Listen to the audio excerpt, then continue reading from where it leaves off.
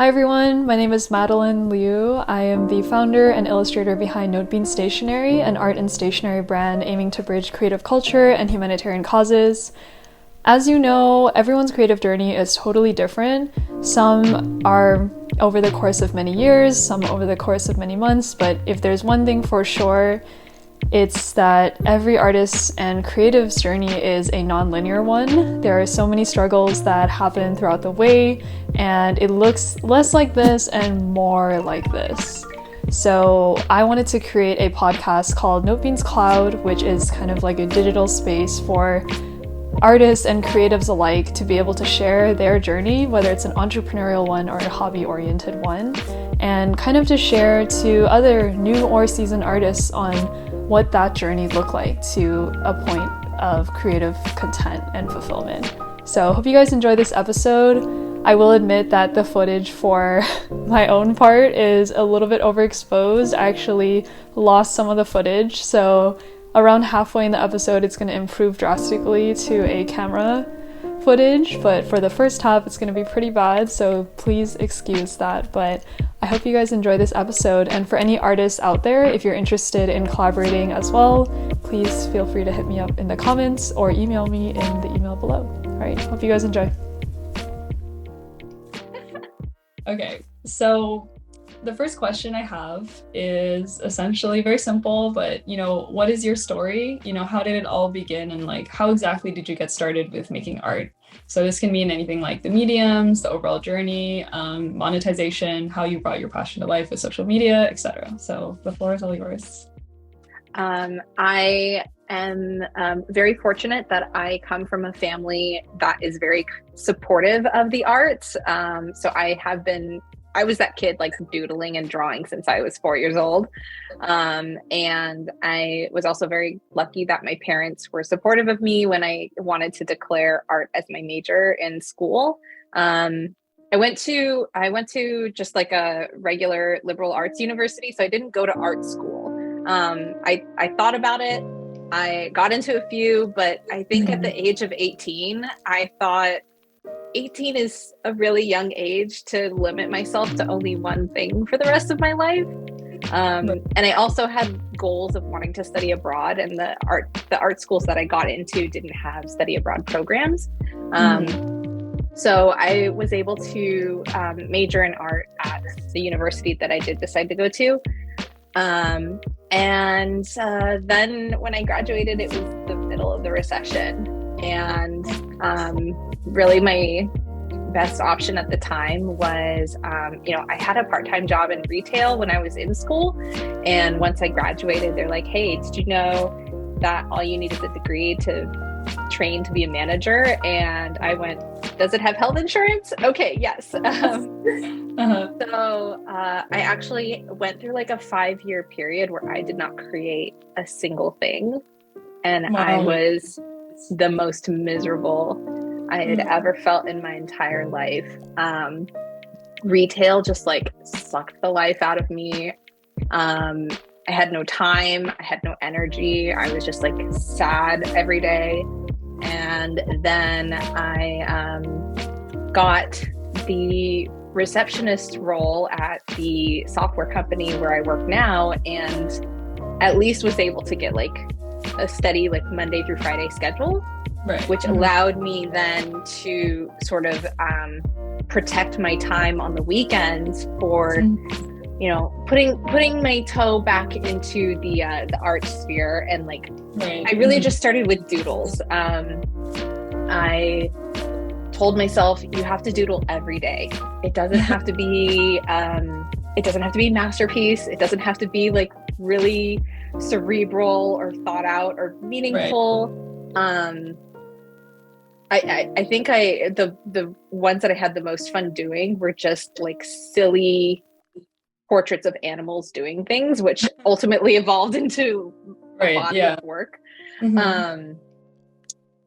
And then I started posting my daily doodles on Instagram just to keep myself accountable, and because I knew then my friends were watching, and then my friends would be hey, you haven't posted something.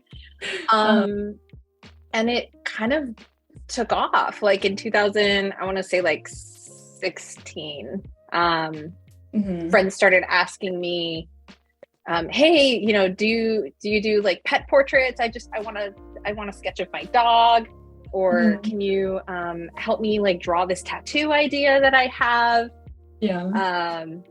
Watercolor, I'm self-taught.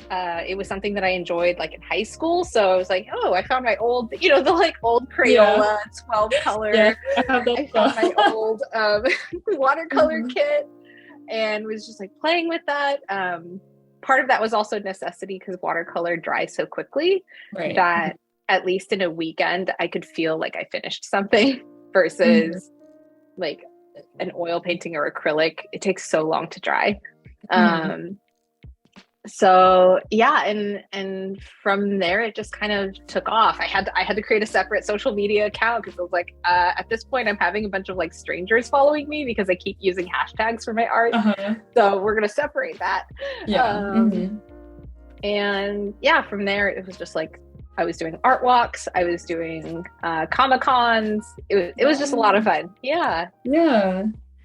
Wow, that's incredible. And like I think it's so interesting too, like how after because it was after you finished like your art education, right, with that liberal arts school, and then you had that big like gap. Like I think like even me too, just as an artist, like that draining feeling of like not doing what fills your life up, it's like physically depressing. It's really awful. And I later kind of came to settle on describing it as like, it sounds so corny, but art for me is the act of like exhaling and then taking in a new breath of oxygen.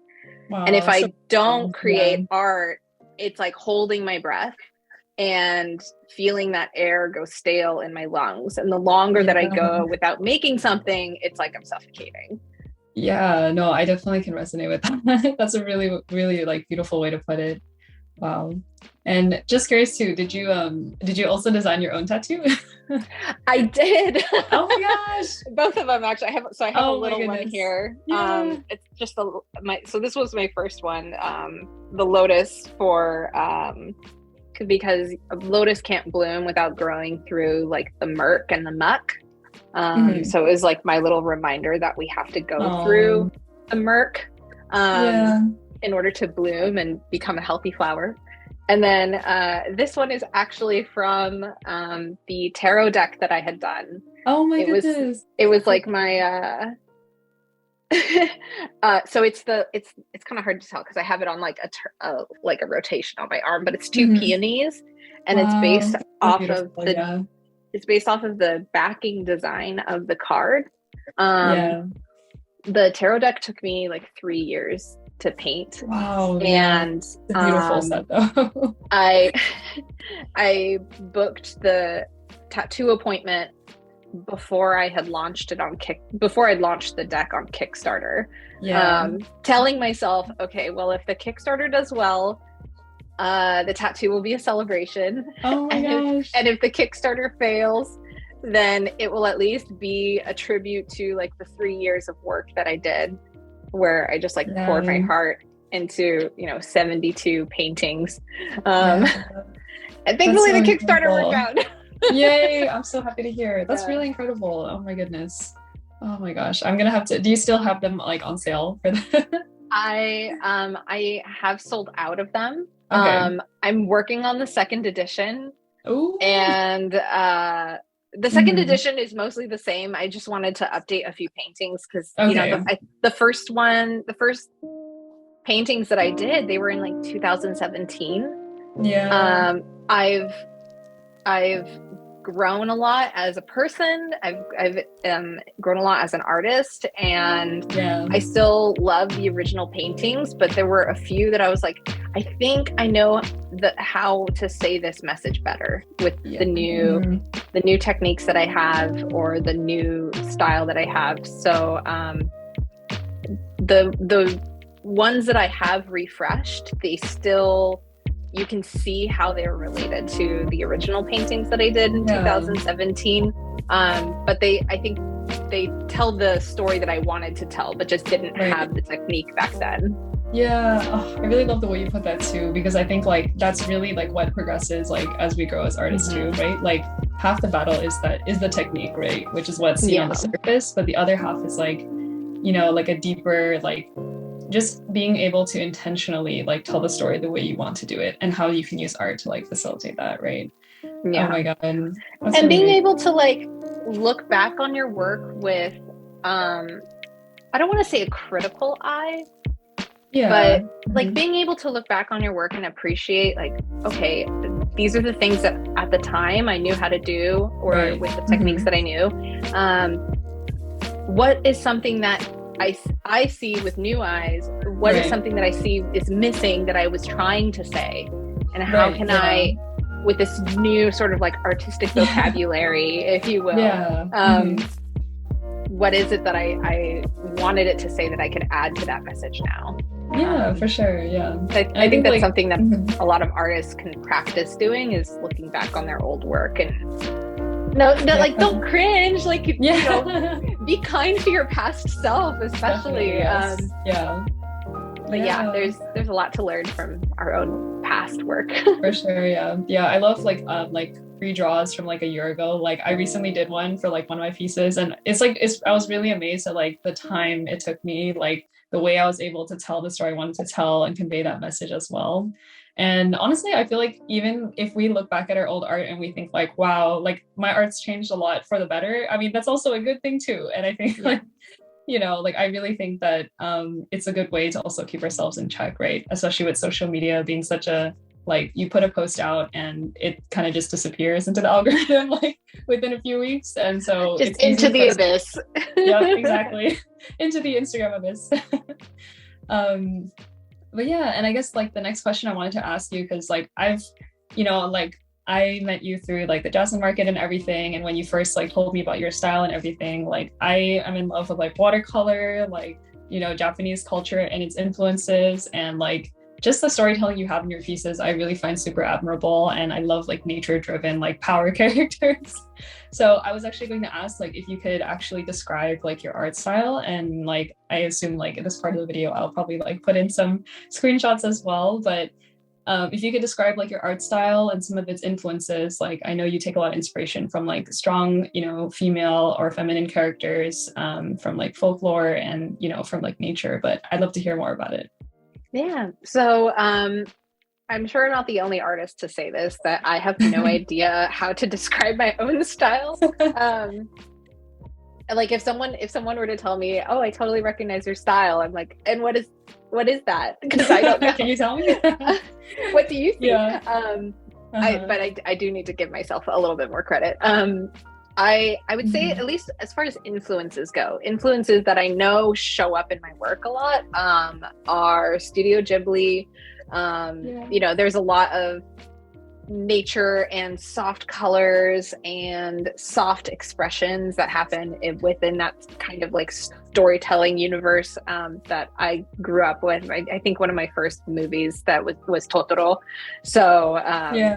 Studio Ghibli is a big part of it. And when I was in college, I was able to study abroad. So I was in Tokyo and was studying, language, obviously, but also was able to emphasize taking art history classes in Japan.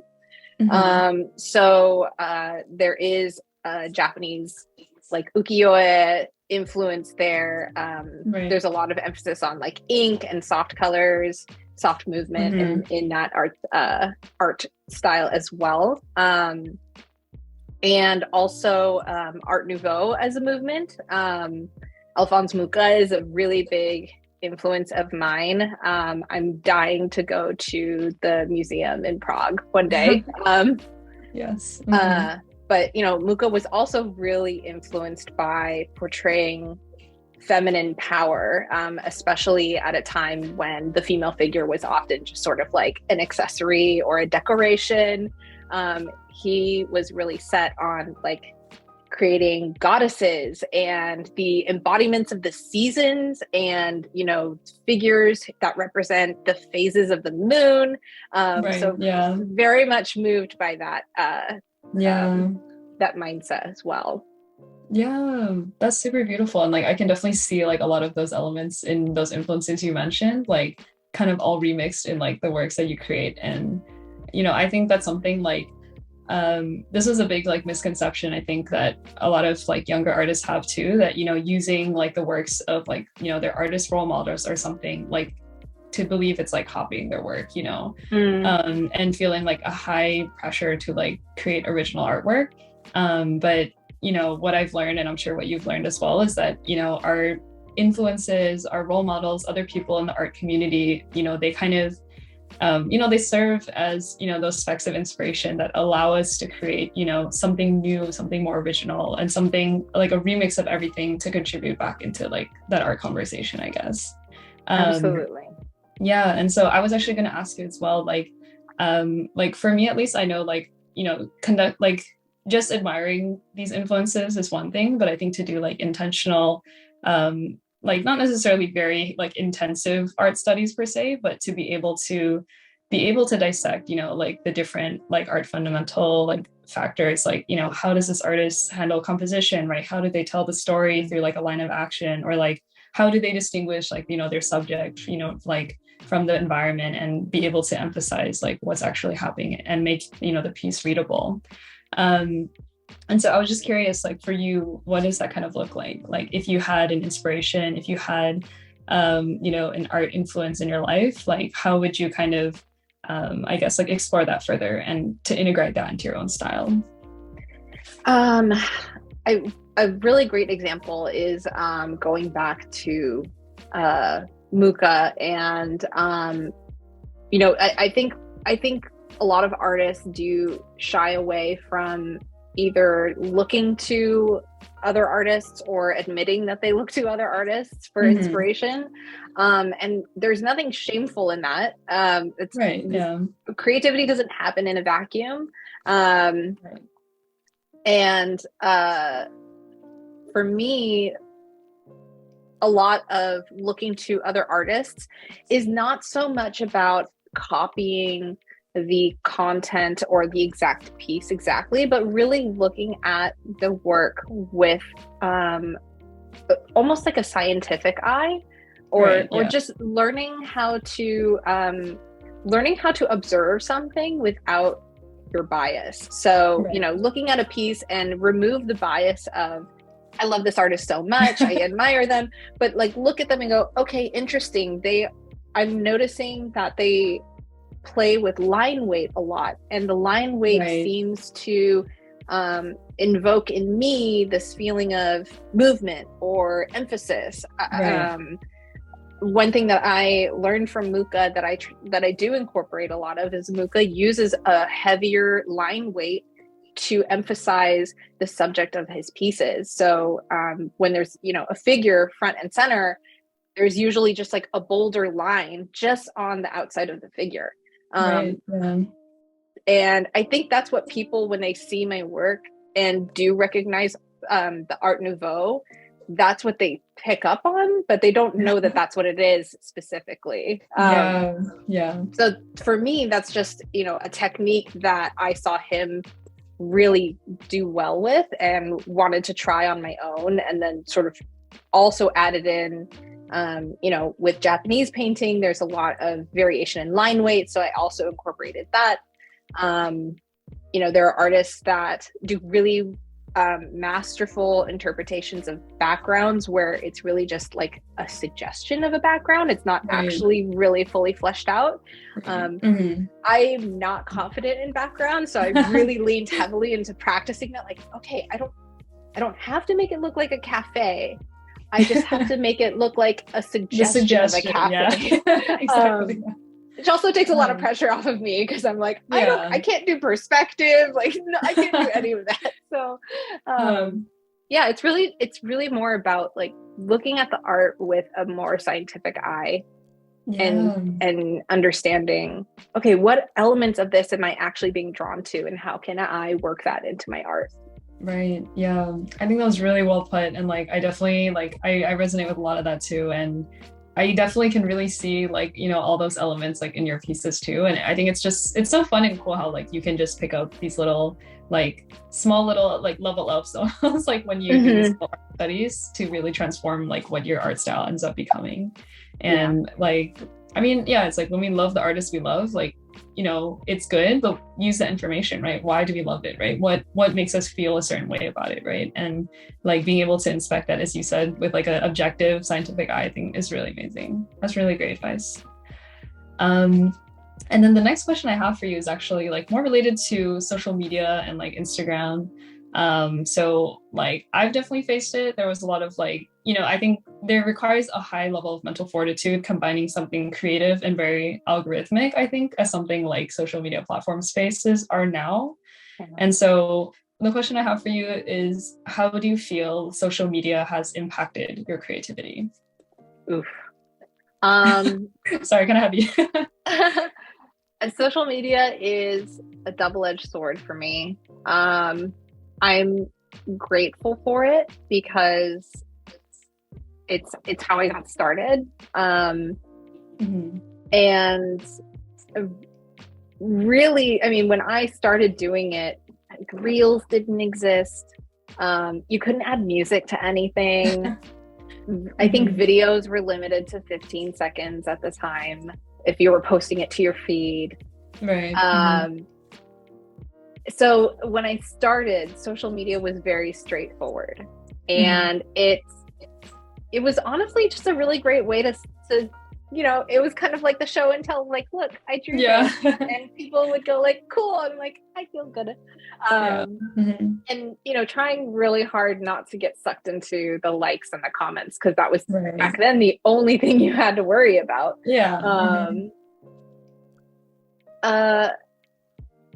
And I recognize that now social media is the tool that you have to participate in to get your stuff in front of people. But I think what happens a lot is people on the consuming side, the people who are watching the reels, who are seeing your images, there is a disconnect between them recognizing sort of like your humanity and them just consuming entertainment. And rather than the platform like taking steps to sort of reinforce like, hey, there's a person on this side who you know has a whole life beyond the screen. All that the platform does is it makes the creators constantly have to like tap into our own humanity over and over and over and like pull our hearts out and put it on a platter and go, see, this is, you know, this is who I am. This is everything that I do. Because then it's like, see, I'm relatable. I'm a human. And then, you know, someone just scrolls right past. At least for me, in my personal experience with social media, I've like given up on tags entirely. I don't post reels just because to me, that's not a worthwhile use of my energy right now. I am fortunate that because I have a day job, that art isn't the thing that I have to make my livelihood off of. I'm sure if that were the case, then I would be singing a different tune. But I think, yeah, social media is tricky for me because I don't want it to be the thing that takes up all of my time as a creative. I don't like how it's sort of, unless you're really good about setting boundaries and sticking to them, there is that assumption of, you know, you have to respond to everything. You have to be available all the time. You have to answer all your DMs. And, you know, if you were a brand or a company, that makes sense. But brands and companies also have like a social media manager and a PR. So I know for myself, the last year and a half has been a really difficult practice of just setting those boundaries and ultimately saying like, here are the rules of engagement for how you're allowed to talk to me or work with me through Instagram. If you want to go beyond that, here's my email, but I'm not about to like provide customer service through Instagram DMs, you know? Yeah, I don't know. Social media right now for me is like, I'm grateful for it, but also could do better. Could do better, bestie. Let's go. No, definitely. I can definitely see what you mean. And I think it's also really interesting to see how the landscape has transformed over time. Like I don't know about you, I'm guessing maybe yes, but like before I used to use like DeviantArt like extremely long ago. And that was like the epitome of like show and tell for like a very humble, like, you know, like wholesome, sometimes silly or immature like artist community, you know. And it is really interesting how the space has become like, you know, like something that was just for fun. And now like, you know, I mean, I'm sure for you who have been prevalent in both times, I guess, or both eras of how much Instagram has transformed, like you're kind of almost coerced to like think of it more economically, right? Like think of it more as like, you know, this is more important than my website, more important than like, you know, media outreach, more important than any of that, right? And like to turn what was once like fun, I think, to what's like business strategic, I think like that definitely takes a lot of the fun and the fulfillment out of that for sure.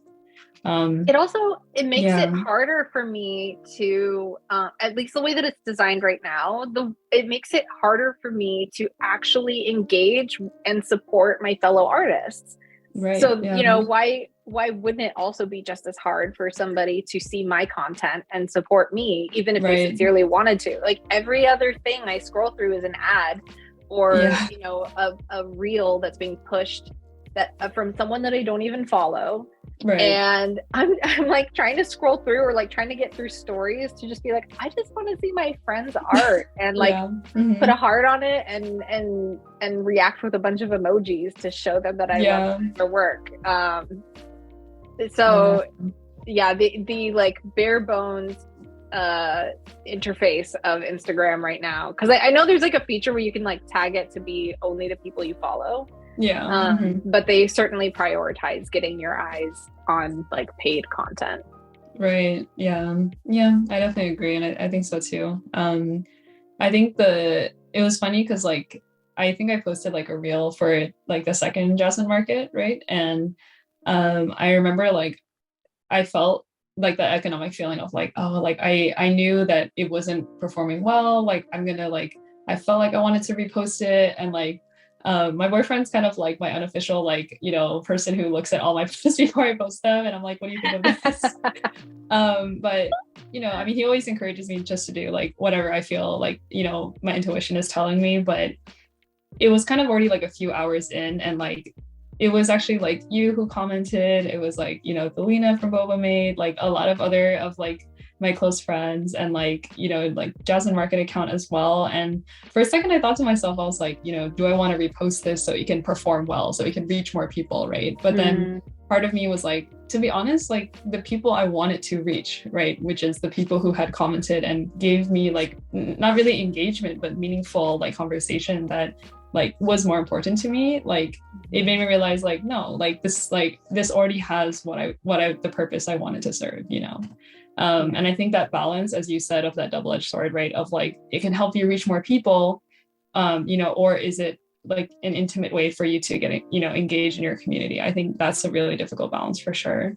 And yeah, I mean, do you feel like you've gotten better with that? Like, you know, I know for me at least, like doing in-person events, which was new for me, like this summer, like that was really game changing. Like so many, like I had a lot of negative misconceptions about my own art pieces, about my own like products. Like I thought just like nobody wanted them, nobody liked them, you know, not like actually nobody, but it was like not getting like I had no data points to really like say it was, you know, good or not good, or like, you know, it was like desirable by a market or not. And like when I just started like talking to people in real life and found out like people are actually interested in like my story and my characters, right? And it became such a like deeper and more fulfilling experience. Like yeah, I guess I'm just curious for you, like as you pursue art and there's so many avenues that you can kind of show up, right, for people in your community, like do you feel like you've been able to kind of combat I guess those feelings of like, with social media and having that kind of help and harm you at the same time. Yeah, I would say so.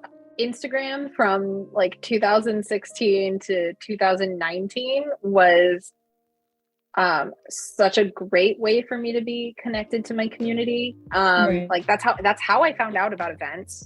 Yeah. Because that's when they would post or my friends would share it and I'd go like, I want to apply to that. And then I could boost visibility saying, hey, I'm going to be at this thing. I hope I see you there. And then I think because of the pandemic and also the rise of like TikTok and Instagram needing to compete with TikTok, the platform really changed. And I think especially during the pandemic, there was like such an intense push for connectivity with everybody. Right. Like this is how I'm staying connected while I'm locked in my house. Right. But it was also like the loneliest it had ever felt. And even when, shelter in place orders were being lifted, mask mandates were being lifted, and more events were happening, I completely I somehow fell out of the circle of people creating events. And so what ended up happening a lot was for like and also because I wasn't feeling safe. My parents are older. I wanted to protect them. So I just like didn't feel ready to do a lot of events. And I think because I wasn't engaging in that type of content, then I stopped seeing that type of content. Right. And come like 2022, I started seeing all my friends, my art friends posting like, oh, I just did this fair. It was awesome. And I was like, I didn't even hear about that fair. What the heck? Yeah. And I think at some point that's when I had posted my little like manifesting opportunities post where I was just like, this is me telling the universe, like, this is what I want, but also friends, I need your help. Like, tag me, let me know when you see these opportunities because I have been like left so out of the loop and I'm feeling intense FOMO because I want to do these events and I keep missing them somehow, even though I'm trying my best to like stay connected. So please help me out. And that's how I found Jasmine Market. But someone went like, oh, I saw your post, check this out. Oh, it's so incredible. But it's just like so frustrating that even just to stay connected with your means of selling or means of like getting your artwork out there, you have to keep engaging with the right content. And I don't know, it's like there's more to life than that. Right. Yeah, I feel like the method is just so interesting now. Like it's like on the surface it's like it seems to be like connectivity, but underneath it's like, how do we, I mean, the perspective is obviously like, how do we get people to stay on our app longer, right? Like how do we push like paid content and content that can actually, as you said, like compete with like short fleeting like video content for like Gen Z. And so I don't know, I mean, that's definitely a pain point. Like I think like even for me sometimes, like I just started kind of being in like the artist, like alley artist kind of space, but sometimes I also wonder like where do I even like find these events? And I think like it's just so interesting how like with how much social media has like progressed and how much it's like an economic like avenue and like vehicle that we have to use to like reach these opportunities. I think it's just so interesting like how that changes the space so much. One thing I just popped into my head too that I wanted to add on that is like I as like an elder millennial like I have to commend Gen Z because I've never seen so much hustle in my life. And maybe because social media didn't exist, so like there was no way for me to see it, but I just feel like there's so many people out there who are making stuff and but the thing that crosses my mind is because we now have like a whole audience that is so used to like like they can consume information at such a rapid clip that it's like, if you can't keep up, you're going to be left in the dust. But also, you know, you hear about all these wonderful like viral success stories where someone posted a reel and it blew up, and then, you know, their next videos are like, had to upgrade to, you know, I had to clear out the whole garage to make room for all this new product, to, oh, we moved to a warehouse. And I feel so excited for them, but what I also want people to know is like, that's not the only measure of success. Right. You shouldn't, you shouldn't be pushing just to go viral to succeed. In a lot of ways it's not sustainable, and in a lot of ways it's not fun. Like you should be having fun in your creative job. And also some people don't want to go big. Not saying that I like went big or went viral, but I will say that when I did the Kickstarter for my tarot deck, it did get bigger than I was prepared for. And it also happened during the pandemic. So there were a lot of, like, I literally launched it February 1st, 2020. So by the time it ended, it was like, this like scary thing is happening. And it like absolutely affected my manufacturers. It affected my shipping. And, you know, I was doing all of the shipping by myself in my studio in my house.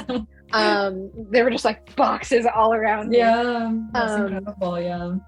And I'm so grateful for that, but it was really hard too. And it's okay to not want your stuff to go like ballistic to the moon, completely out of your control. Because, you know, if you're the type of person who wants to have that like intimate connection with your audience, if you want to be able to have that one-on-one, it's hard to do that when suddenly there's like 1,000 new people in the room that really only want one thing from you, and they don't care about your story.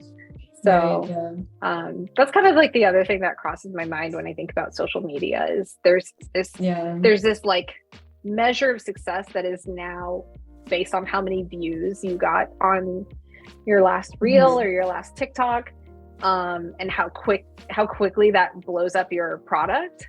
And I like want to tell people, like, it's okay if you don't get that, and it's okay if you don't want that. It's okay. I definitely agree. And I think there's this really great like Stoic concept, like from the philosophy of Stoicism, and like it's the idea that, like, you know, we should take action on what's within our control, and we should let go of the things that are beyond our control and be able to, you know, gain the wisdom to like differentiate between the two. And I feel like when it comes to social media, like, we can't control if someone will see our thing, right? And like I've heard people frame it as like vanity metrics and other things, and, you know, at the end of the day, like, we can't control, you know, if like someone will come across our product. You know, like, we can play the algorithm as much as we like, but especially as we are both the creator and the facilitator, like, as you said, being the social media manager while also being the creative eye and mind and, like, you know, innovator behind everything, right? Shipping and logistics, like literally, like, customer service, like UX, UI, like web design, everything, like we can't control that, but what we can control is like the people who do want to see our stuff, the people who do want to have those heart-to-heart conversations, like you said. And, you know, what we can control is, okay, like, I can't control if like 1,000 people will see this, but if I want to, you know, like, get in intentional reps into just me being like a creative in this world, like, I will put one piece of artwork out like every single week, and like that's within our control, right? But I definitely do agree with you. I feel like sometimes it feels really hopeless, like, or not hopeless, but I would say like I also really like believe in having like a very like, you know, strong standing mission, like, you know, in doing everything intentionally and having a lot more like under layers to what you just see in the artwork itself. Because when you take social media away, right, and if you just have like an artist creating artwork, that's kind of what it is, right? And like it's just really like interesting to see like how all of that can just be masked by like, you know, trying to like get someone's attention with like a really like trendy thing or really like fleeting attention thing. And sometimes I feel like, you know, I don't know, like what's like is it easier to just like do things that kind of are mindless, you know, and like post stuff that people will just laugh at? But I feel like at that point, like it's just kind of feeding the algorithm, and it's just feeding like what Instagram wants people to enjoy. But at the end of the day, like as us being like artists, even if like followers were taken away, you know, even if all social media was taken away, like we would still be doing what we're doing. And I think like as long as we focus on that within our control, then like I personally found for me like that hurdle, like getting over that paradigm, I think was really pivotal to being able to enjoy social media, like artwork and the community in a more fulfilling way, I think, for sure. Yeah. I mean, you know, I definitely want to hold space for those who have mastered it and enjoy it and find you know, find the payoff to be meaningful for them, and also hold space for, you know, people who kind of only want to post like once a month, and you know, or they don't understand tags and things like that.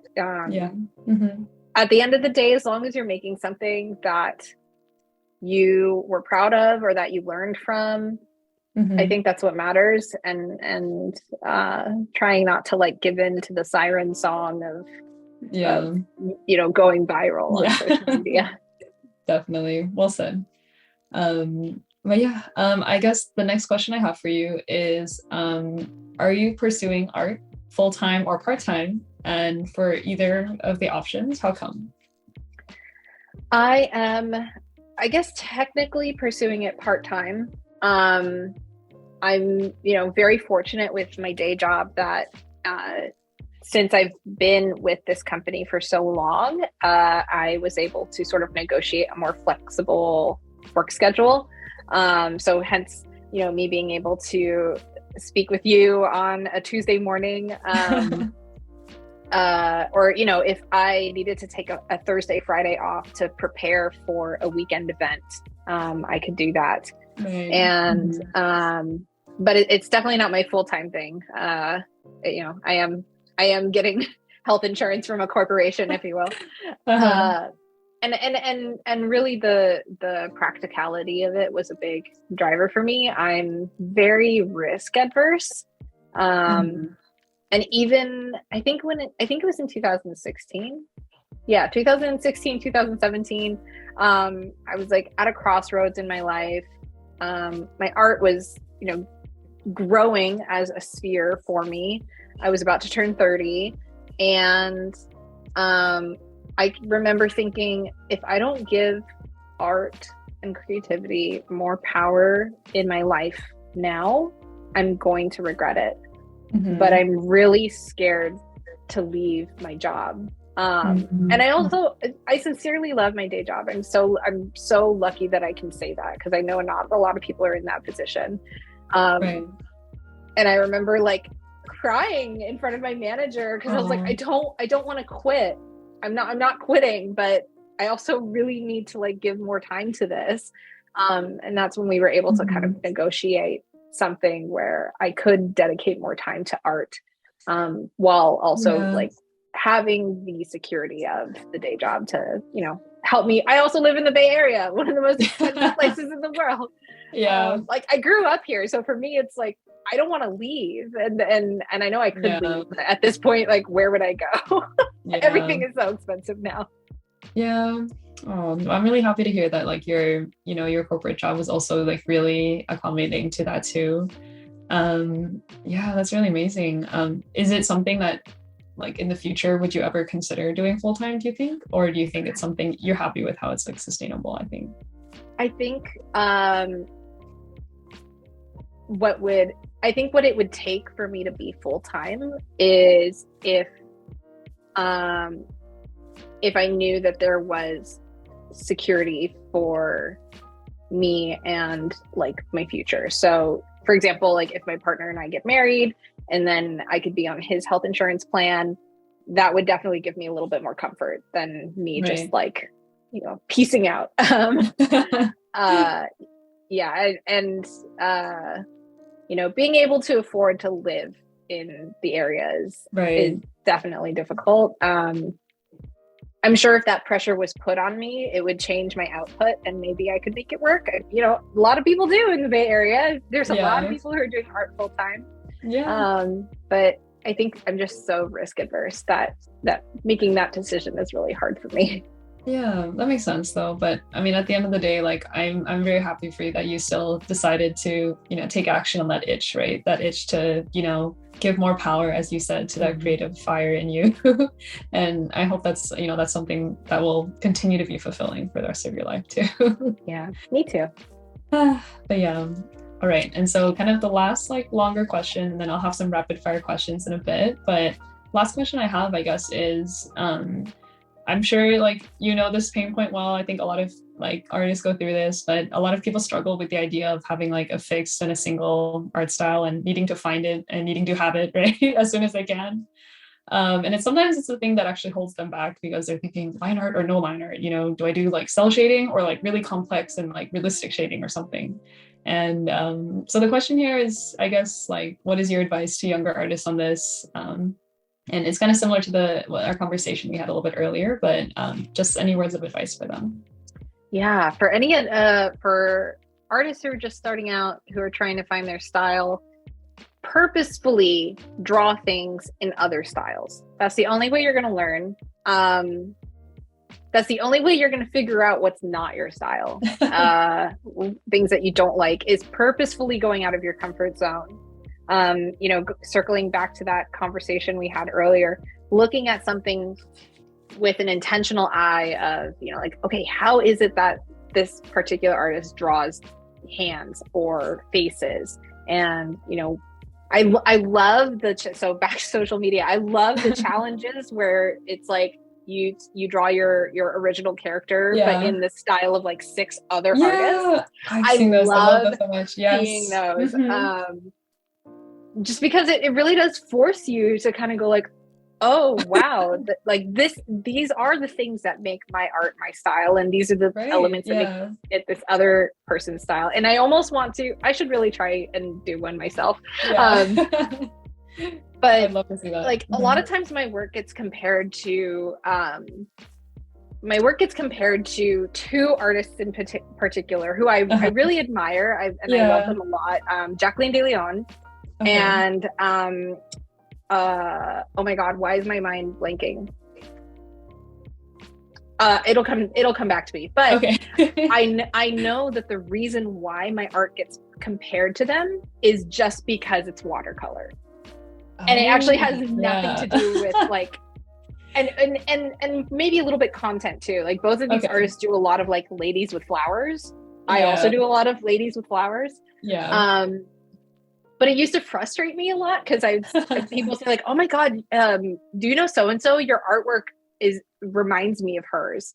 And I would just get so frustrated because I think that's such a superficial way of looking at it. That's looking at, Disney and Looney Tunes and being oh my god, they're both cartoons. They remind me of each other so much. Very generalizing for sure. But to actually answer your question, for artists who are still trying to find their way, there's so much to learn by actually intentionally drawing something in that artist's style to see, okay, this is how they do it. This is what I like. Maybe, I can incorporate something similar, or, I don't like doing this at all. So now I can just sort of put that to the side. But you can't learn if you're only sort of redrawing the same thing over and over and over without challenging yourself. Yes. Yeah, I definitely agree. Amazing advice though. And I think another kind of sub question from that, do you have any advice on balancing perfectionism and just getting intentional reps in? Because there's a beautiful analogy or this little story about I don't know if you heard of the little pots competition, and where one group would basically, it was a competition for ceramic pots, and one group was tasked to create one pot for 30 days, and the other group was tasked to make a pot every day. So 30 pots total over those 30-day span. And by the end of the competition, like a significantly higher amount of the ceramics that won was from the group that just put in the reps. And so I guess that's a kind of a sub question for you. Like, do you have any advice on balancing that, I guess, like perfectionism and just getting those intentional reps in? Yes. That's really how I started, was just doodling. Right. Because for me, what mattered more was after 5 years of not creating, that's like going to the gym for the first time, or like going to the gym after like recovering from a really like horrible injury and not having any muscle mass left. Yeah. Right. For me, what mattered more was building the creative inertia of like, a body in motion stays in motion. And that really was a big practice for me in not making every doodle that I had a masterpiece, and not making, it would be totally exhausting if you had to draw something that was like really impactful and chock full of meaning every single day. But if all I was drawing was like, cats working in a cafe, at least I was working the creative muscle in my brain. Yes. And that was another reason that I think watercolor really took a big part of my artist career. Was I'm so type A. I'm very organized. I like to have things sort of like follow a specific path. And with watercolor, it's kind of like, this. Sometimes the color just goes where it goes. Yeah. And sometimes it doesn't quite mix the way that you thought it would on the paper. And there's some techniques to make a correction, but you can't cover it in the way that you would cover it with like oil paint, or there's no back button like in digital there's art. no undo. So there was also a practice for me in letting go, and just kind of if the color goes where it goes, we're just gonna work with it and be flexible. There's no mistakes, as the famous Bob Ross would say.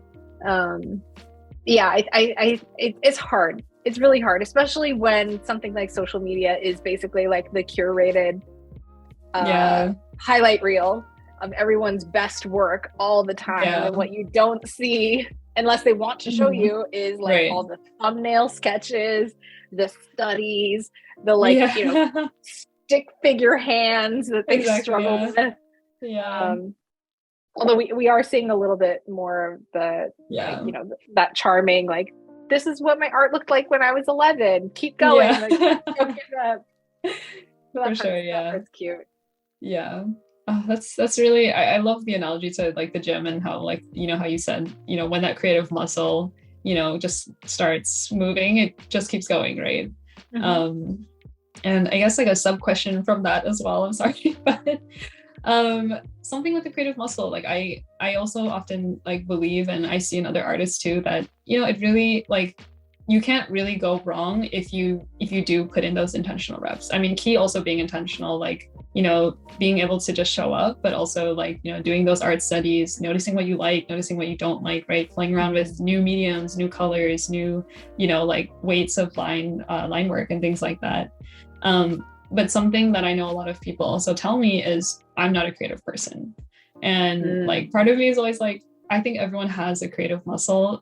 It's just when you start, flexing it, when you start using it, right? That's, I think, what's gonna differ when you see someone else in like, like step 10 in their art journey versus you, which you haven't even gone to the creative gym, essentially. So I guess I kind of wanted to like ask if you had any thoughts about that, or if you've had any experience either from yourself or from others in your life saying like, oh, I love what you do, but I could never do that because I'm not a creative person. To lean again on the gym analogy, and also just like basically flip that script. Like, I myself was never an athletic person. and I hated going to the gym, but like a few years ago, did start going to the gym and working with a trainer to do like strength training. Yeah. And I would be so embarrassed to like not know how to do anything. Yeah. And you know, be like holding what I perceive to be these wimpy little weights when I'm watching like, you know, some guy over there just like he's like holding up like the 200 300 pounds in the air. And I think all I'm thinking is, oh my God, like I look ridiculous. I don't know what I'm doing. This is so dumb. And my trainer had to remind me, like, you're just starting. This is, you can't expect yourself to already be at that guy's level who's been training for like 15 years. Right. To, you know, you can't expect yourself who's just starting to be at that level. And, you know, especially in the United States, we unfortunately really do a disservice to arts programs in schools. And so, you know, I think elementary school is often the last time people get to be creative. So in what age is that? Like 11? And if you stopped drawing at the age of 11 and then age 25 are asked to draw something again and you didn't draw anything in between then, of course you're not going to be able to throw the metaphorical 300-pound weight of art exactly and get it done. So there's so much self-judgment that comes from trying something new. And you're going to be bad at it when you try something new. I was very bad at lifting weights and I'm still not great at it, but you have to start. You have to start, and then when you're done with your piece or sketch or whatever, just kind of go like, okay, what did I learn from this? And what new thing can I do tomorrow? A framework that I like to suggest to people. I'm sorry, this is such a long-winded answer. I'm a very chatty person. Me too, so this is great. A framework that I like to recommend to people who are just getting started is to come up with just a really low stakes challenge for yourself. If it's you know, all of the things that I'm going to draw this week are going to be you know, botanical themed. And that's a really broad thing. And, you know, maybe Monday, Tuesday, it's like, okay, I'm just like drawing flowers from observation and looking at like photos on Pinterest. But maybe by the time you get to Saturday, you're thinking, okay, but what if I made like a drawing of like a pig that was a gardener and they are harvesting string beans. Like you start with something really broad, interpret it at the simplest for your first couple of iterations, and then get more creative. Inktober is like a really common one where it's like you don't have to think of the prompts. They just tell you the prompt and then you come up with your own interpretation. But at least then you're making it easy with like not making yourself come up with the prompt. For sure. But because it's a daily challenge, that's what gets you going. I love that you mentioned Inktober. And like I haven't done Inktober yet, but I have done Peachtober, which I think was my fuzzy little cheeks. And that was like, it was in quite the beginning of like my digital art journey as well. And I just stumbled across it, but it wasn't until like in hindsight I realized like, wow, that was extremely beneficial for me, because like putting in like those reps and just showing up, right? Just with that gym analogy too, right? Even a bad workout is still a workout, right? And as long as you show up, you know, and trust the process and just know like to keep that growth mindset, keep that iterative mindset. I love when you mentioned like to look at the art piece after and be like, what did I learn? Because with this gym analogy, like I actually have like I also started like strength training recently too, and I also felt like I didn't really know what I was doing, but I was okay with that. And from the very beginning, when I started with just body weight training at home and just doing like, you know, like HIIT workouts and things like that, I built like a running like journal, just like very simple, like on my notes app, and I would write it every day before I worked out. I would write, what am I focusing on today? And then even if I didn't know what I was doing, like, what did I learn, right? Because that's subjective to whatever you think you learn. and what do I want to learn next, right? What am I curious about?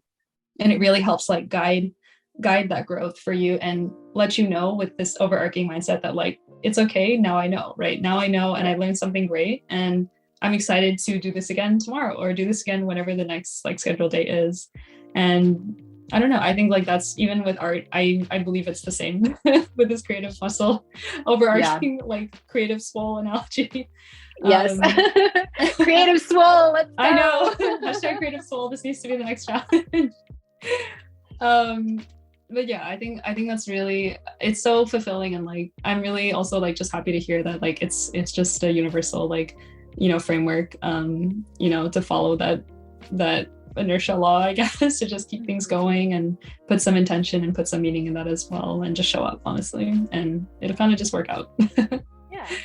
Yeah. All right, so now I just have a few rapid fire questions for you. These are going to be pretty short, but if you want to expand, you're always welcome to. Like, don't worry. I love talking with you. This is like, has been really inspiring and really amazing too. So if you want to expand, no worries at all. All right. Okay. Are you ready? Yeah. Okay.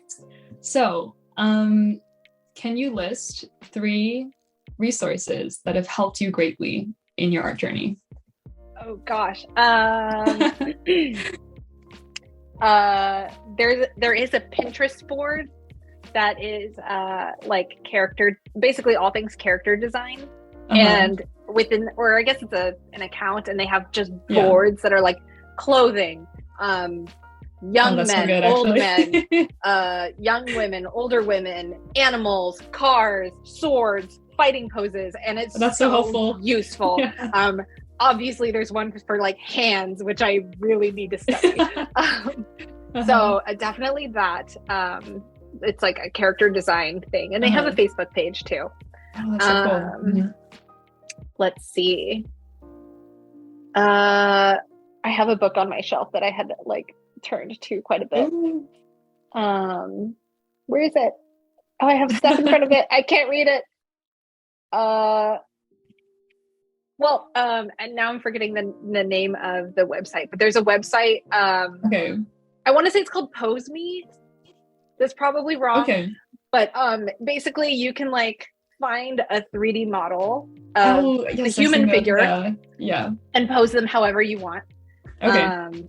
And it's really useful if you have like a figure in mind doing something, but you like can't quite get it down on paper. So that's always really helpful. And then my most recent find is taxes for artists on Instagram. Oh.